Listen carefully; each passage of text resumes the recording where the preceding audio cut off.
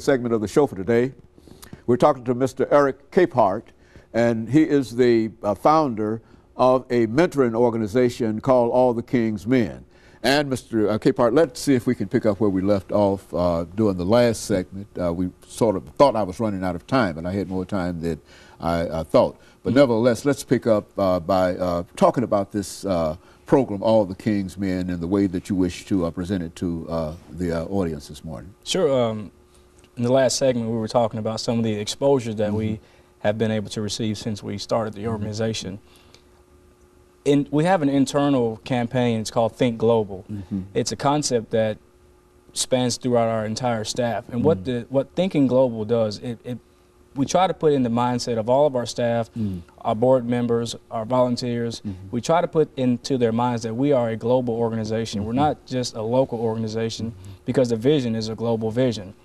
And with that, we've been able to get tremendous exposure. One story that I really like to tell is a couple months ago, we received a phone call from a lady in Toronto, Canada, and she had heard about some of the exposure that we were getting from a local news station here. She saw the story, and she was very interested in what we were doing here, simply because she was running the same type of organization in her home state, home country, Toronto, Canada. So she gave us a call and said she would like to come down and meet with me. So she flew down here for one day, and we met, had a really good meeting, lasted a couple hours, and she went back home the next day. So knowing that we were able to reach someone in another country, it's very important for us to be constantly mindful that we are a global organization and that we are to think global.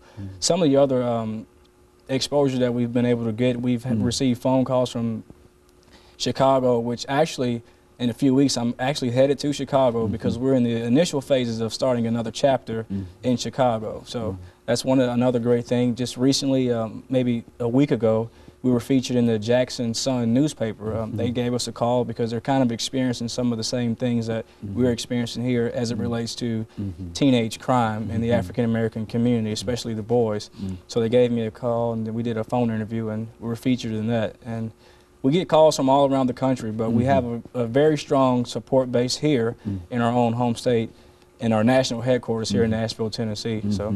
And so this is an opportunity, a real opportunity. Now, what is this program all about, Mr. ECapehart? Sure. I'll tell you, All the King's Men, we have a very strong mission. Our mission statement is to reduce the disproportionate minority contact with the juvenile court system amongst the male population across the United States of America. In short, what we're trying to do is we're working to reduce the number of times African American boys particularly come into contact with the juvenile court system. When we started All the King's Men, it just kind of started, you know, I mentioned the competition for the Mr. Tennessee, and I wrote down everything that I thought that made me become the man that I was at that time. Just simple things like learning how to tie a tie, learning how to wear a suit, you know, how to talk in front of people, just simple things. And what I did was I created a 9-month curriculum, and I told my campaign manager, I said, hey man, this is the vision, and if we're the only 2 people that do it, this is something that I know that we can do. And he was all for it, and we started it. We used to meet 1 day a week at the Hadley Park Community Center. We met on Saturdays with a group of kids, about 15 boys, and we met with them every Saturday for a whole year.